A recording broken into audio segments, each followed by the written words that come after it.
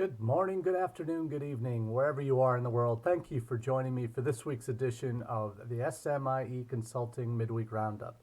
I'm your host, Marty Bennett, and today we're going to be taking a walk through three different topics that have crossed our news feeds in the last 7 days that impact what we do here in international education in the United States.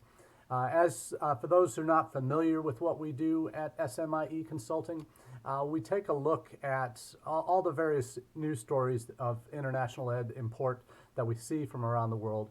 And each Monday we provide a newsletter called All the SMIE News Fit to Share.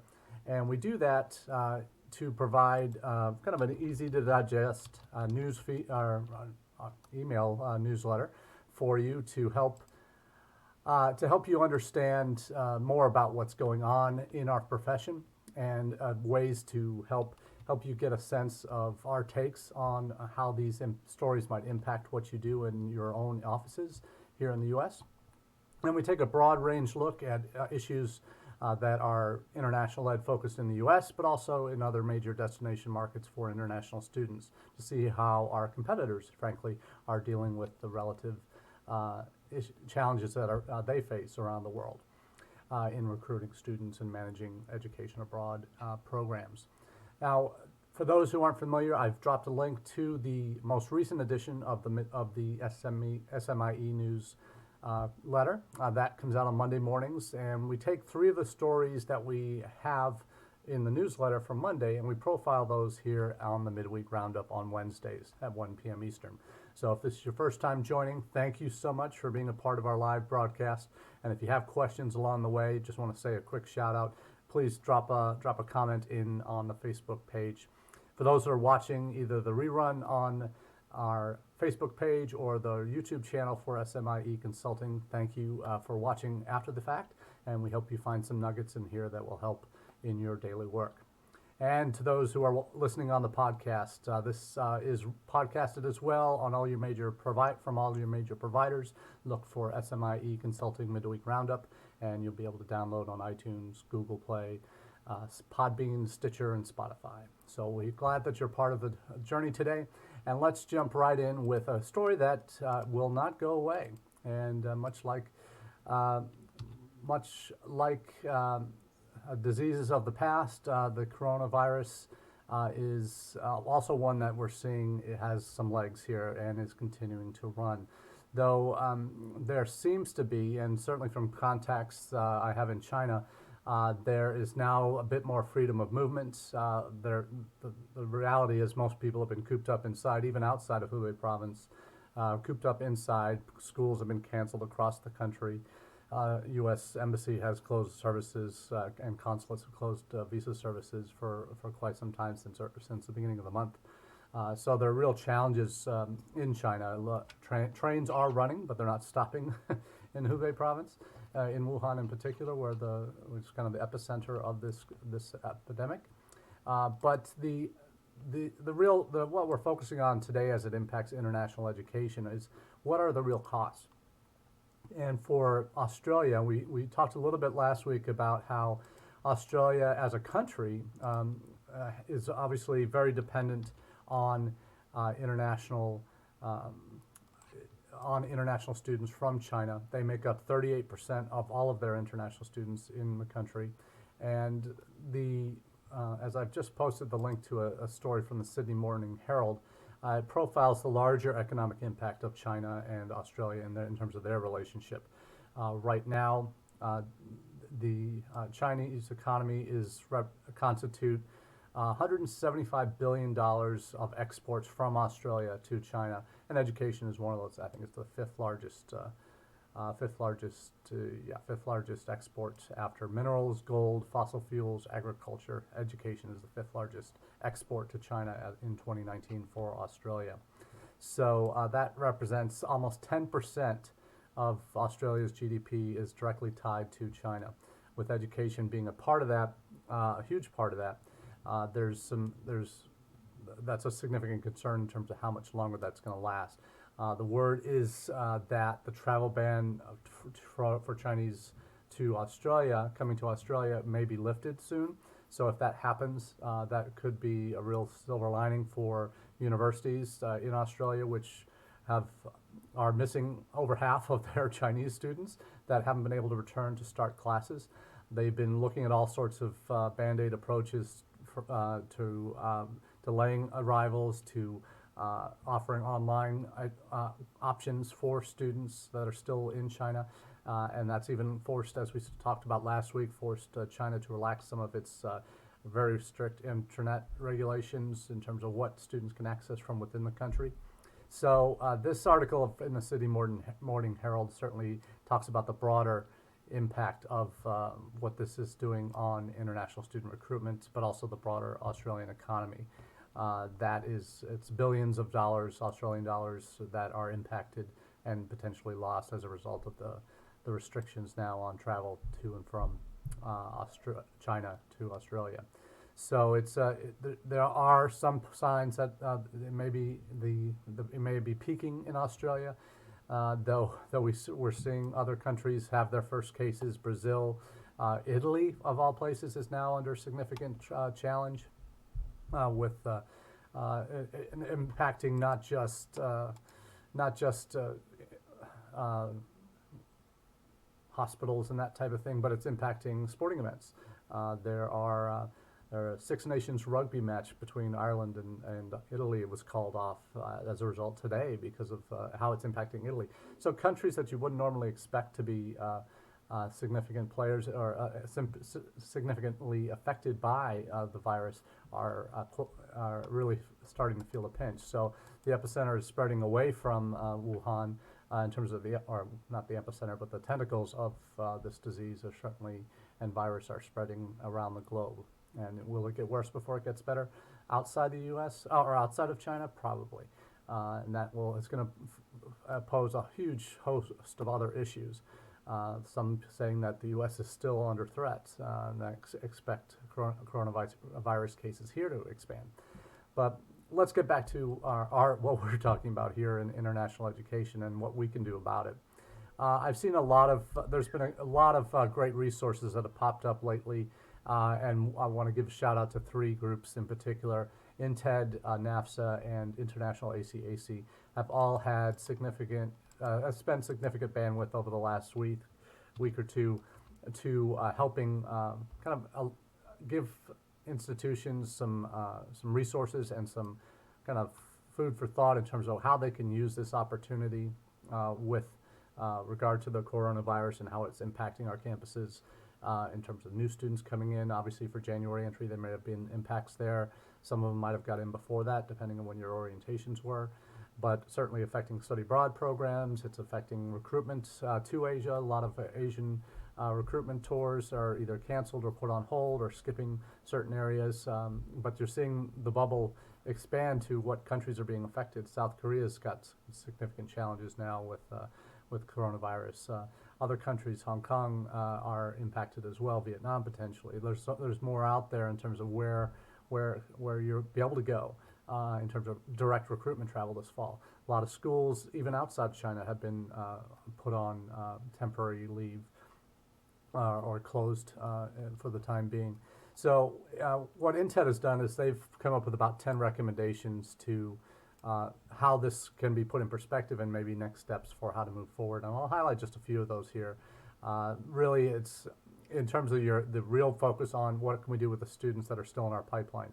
And that's first and foremost is relying on something that should have been a part of your China strategy already, and that's digital communications to connect with your Chinese prospective students, current students, that you probably have digital marketing efforts that are going on currently.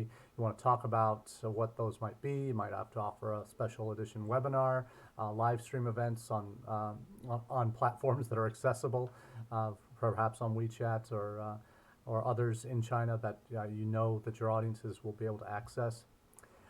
It's also a challenge when you might need to be flexible in your admissions criteria because of testing issues. When TOEFL, IELTS, SAT, ACT, all the major testing opportunities, February, March and even potentially into April are being canceled.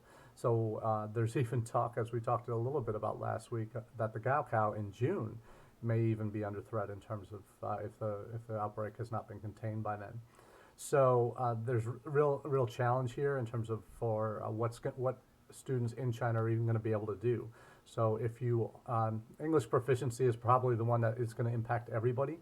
And are there ways that you can have an alternative? Can you do direct interviews with that certainly doesn't answer how well they can write, and but certainly can talk to their speaking ability, their ability to listen and to respond appropriately.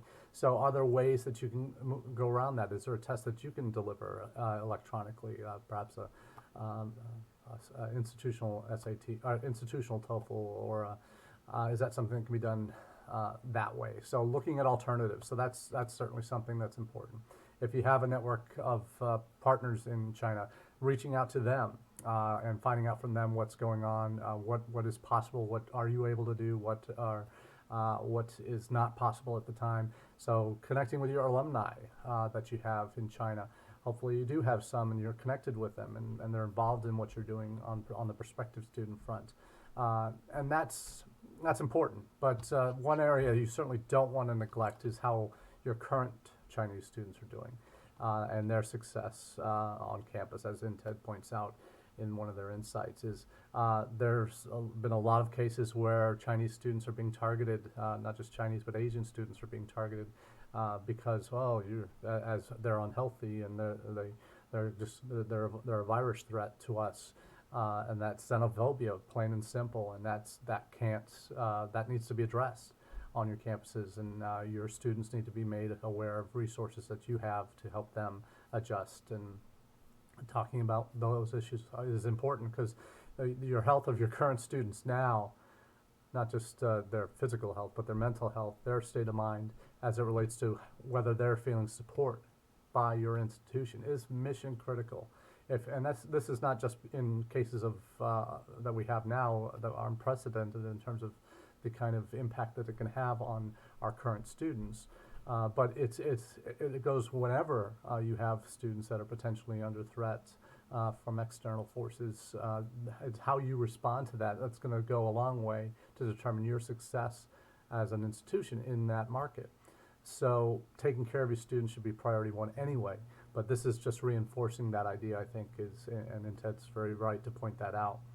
On the study abroad side, faculty side that are traveling, partners that you have in China, and beyond really, that are in that region, that you need to make them aware of what's happening and what the policies are and what they can do to address these issues. So good job, Intl, in terms of pointing out those important resources. And I'm also going to drop some links on here in the comments section from NAFSA. They've got a great website in terms of what the timelines have been, what the official government statements have been. So I think that's always useful to have. A couple of these are, in fact, I think many of these are members-only resources. So if you're not a NAFSA member, some of these links won't work for you. But I do want to recommend you take a look at those, because if you have access, it'll help you provide your on-campus folks with some resources if they're not aware of what's going on. NAFSA also hosted a webinar recently related to that. I've posted the link to to watch the recording or read the transcript. So very helpful, I think, from current NAFSA President Ravi Shankar at University of Rochester. And that was just this past week on the 20th of February, so check that out. For those who are strictly working on the secondary school side, there's a great resource, another webinar that International ACAC had this past week on the coronavirus and what that means. It's got some great resources for schools as well as universities that are recruiting in the area in terms of timetables and what the current lay of the land is on the ground for institutions that may have plans upcoming to the region. So definitely check that out. So well worth some time and minutes of your time to get up to speed as to what's currently happening with the coronavirus as it impacts universities and schools around the world. Now, shifting gears, our next topic is, I cover it not so much as the news story that it represents, because it's from a work permit company in Africa that's working with Africans trying to go abroad. It's a story, and I'll put that caveat on it. It's from a site called Work Permit Midweek.com, and they have offices throughout Africa that are helping students, potential immigrants, workers that want to go abroad from African countries to for study, for other things, for employment, and it's addressing what they see as, and certainly the rhetoric would certainly back that up, that there are challenges with the UK in terms of their policy towards African visa applicants. And this is, sadly, it seems to be along similar lines to what the U.S. has been accused of in terms of their increased rhetoric, anti-immigrant rhetoric, and potentially discriminatory rhetoric related to visa applicants from certain parts of the world, certain types of countries that our current president has not used favorable language towards.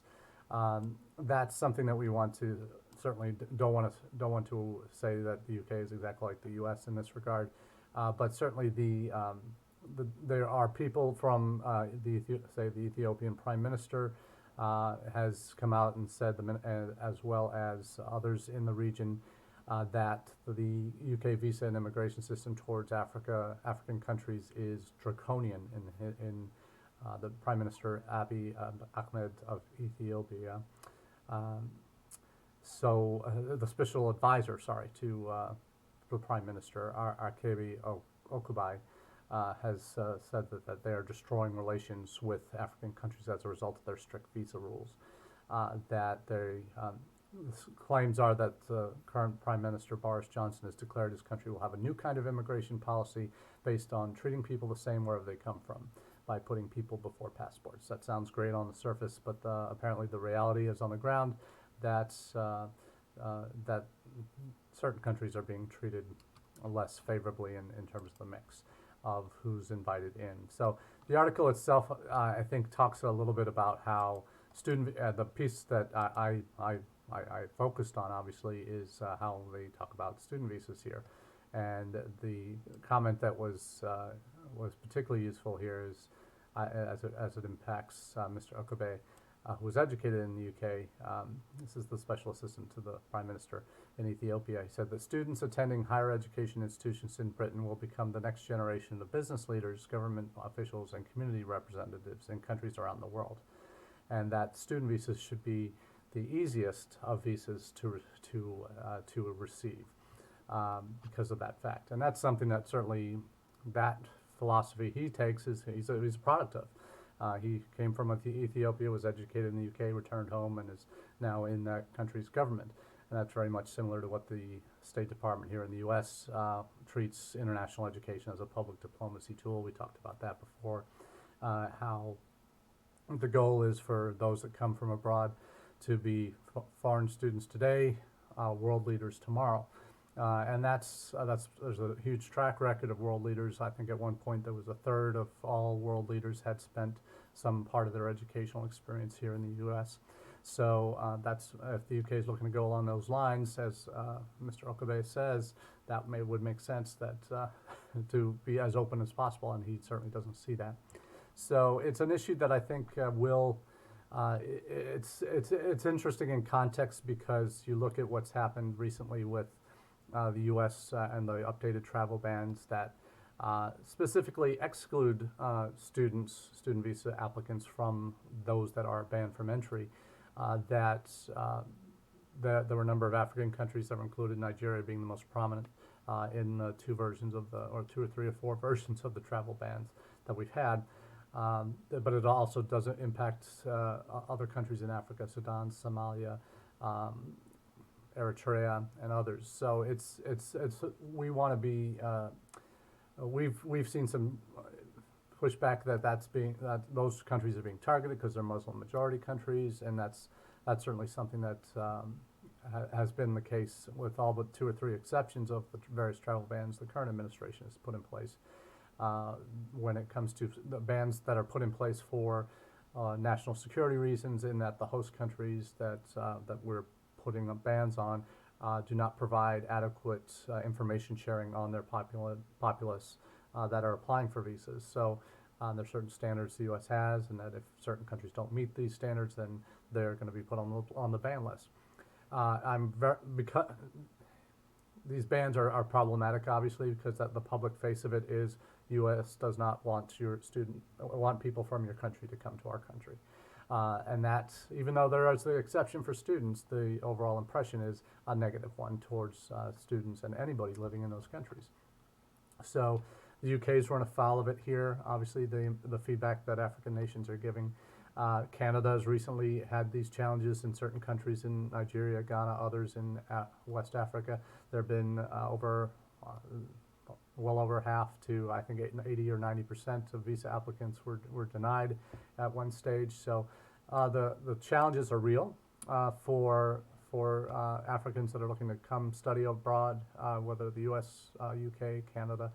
And that's certainly something that we as international educators need to be aware of, and certainly need to be advocating for to our elected representatives through various advocacy opportunities, through NACAC, through NAFSA, that you certainly can and should be a part of, getting even if not direct group efforts like through international ACAC or NAFSA or at NACAC. There are ways that you can be in touch with your own congressman. As international educators, we should know who they are. We should have their emails addresses. We should be on their Facebook pages. We should follow them on social media. We should know and have an ability to contact them. If we don't physically go to DC and participate in these advocacy efforts, go to their local offices and talk to their local reps to express your concerns as a citizen, as a voting citizen in their districts. So this is something obviously we all should be aware of as international educators and know how we are seen and appreciated or not in different parts of the world. But at our core, we need to go back to the student experience and how our institutions treating those students we do have on our campuses, because they are our lifeblood as international educators. And how we treat them now will have benefits years down the road if we do it right. And if their experiences are positive and they are ones who can become good advocates for your university, but also for the United States when they return home. So that's something we always need to take significant pause when these kind of issues come up, and figure out how are we meeting these students' needs.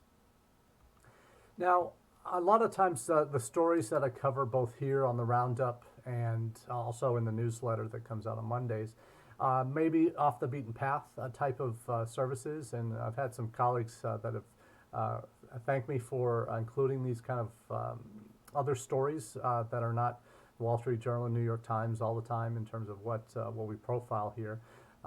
Obviously, when those high-level news outlets cover stories, we certainly want to include that where we can, but a lot of them are subscription based and aren't available to the general public. So I try and make these as accessible as possible to paint a larger picture of what we do in international education, and the essential elements I think need to be at the heart of what we do with regard to international education, and particularly international student recruitment. And this last topic, what international students need, is a definite piece of that, a central piece of that, because far too often we as international educators often take for granted students once they get to campus and the experiences that they have on our campuses. Unless you're in an all-in-one office where you do the admissions, orientation, advising, and programming for your international students, you don't have that mindset necessarily on this holistic experience that your internationals will have while they're with you. So I know that that's just the nature of the beast when you're in an admissions office and you're out there recruiting, you bring them in, maybe you have a role in an orientation, but there's a definite handoff at some point. And then you're on to the next class. That's just the way it goes. But the realities are that the better we are at keeping our relationships with the students we recruit and showing the care and concern for them while they're students on our campuses, the better impact that's going to have on that student's impression of you as a person, you as a representative of your institution, and of the United States as a whole. So again, it's part of our responsibility as international educators to maintain those relationships and know what's going on. And when needs arise, like what we're seeing with the coronavirus and how it's impacting different campus constituencies, is what is your responsibility to those your current students, not just the ones that you're trying to get in the door, but more so, how are you taking care of the ones you already have on campus? Because they can do more damage if they're not treated well and are feeling ostracized than any amount of new students that come in, because they'll tell their friends back home, hey, you don't want to come here anymore, so because they don't treat you right. So I turned to an article from Diablo Valley College, their student newspaper called Inquirer. It's called Far From Home, International Students Face New Challenges. It profiles a couple of different students in this article, one of which came from Indonesia at 17 years old. She really, it was very much a push factor that was making her leave Indonesia to come to the United States. She's at Diablo Valley, a respected community college, and one that has a significant number of international students on campus already. So they have a good track record of recruiting abroad and certainly know what they're doing. But the school has 22,000 students, and among community colleges nationwide in 2014, Diablo Valley had the 6th largest population of foreign students among all U.S. community colleges. So what the challenges that this article points out is this community college students and the kind of students that attend that come over younger, 16 or 17, 18 years old, that there are significant barriers that they have to adjusting to college life that perhaps older students, certainly graduate students, might not face on a regular basis.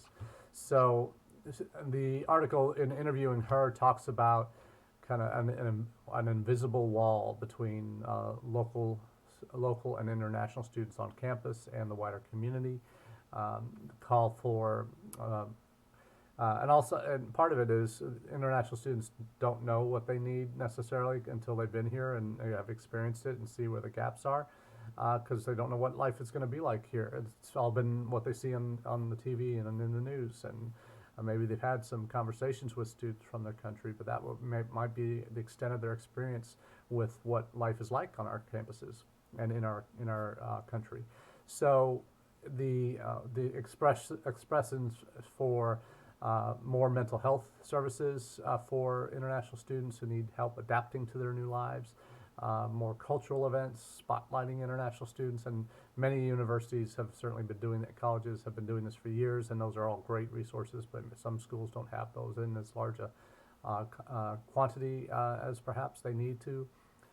So it's all about focusing on the students and their needs and making sure that they have what they want, that you're keeping those regular check-ins with students that to make sure that they're adapting to campus life and getting them involved in campus life, because frankly that's a piece of the experience that international students probably know the least about, is what they should expect once they get on campus in terms of campus life and activities and organizations and events that they can be going to that really help fill their time and help them become a part of the community. And that's the piece that universities that are doing it well, certainly ones that have excellent track records in terms of recruitment, and certainly see success on a longer term basis with many of those schools. So for me, my focus is always on making sure the student experience is as positive as it can be, and those that even in the midst of crises that affect countries around the world, your focus is always on the student and their needs in particular. So I wish you all the best in the coming week as you, for those that are practicing Christians and are entering the Lent period. It started today with Ash Wednesday through the next 6 weeks leading up to Easter. Certainly, hopefully you're not giving up watching the Roundup as part of your Lenten challenges. So do hope that we connect again in the coming weeks as part of the Roundup, but also at future events. We'll be at NAFSA at the end of May in St. Louis, my hometown. I'll also be at the International ACAC Conference in New Mexico, at the University of New Mexico in July. So looking forward to seeing you out on the road somewhere soon. And have a great day, and we'll talk to you next week.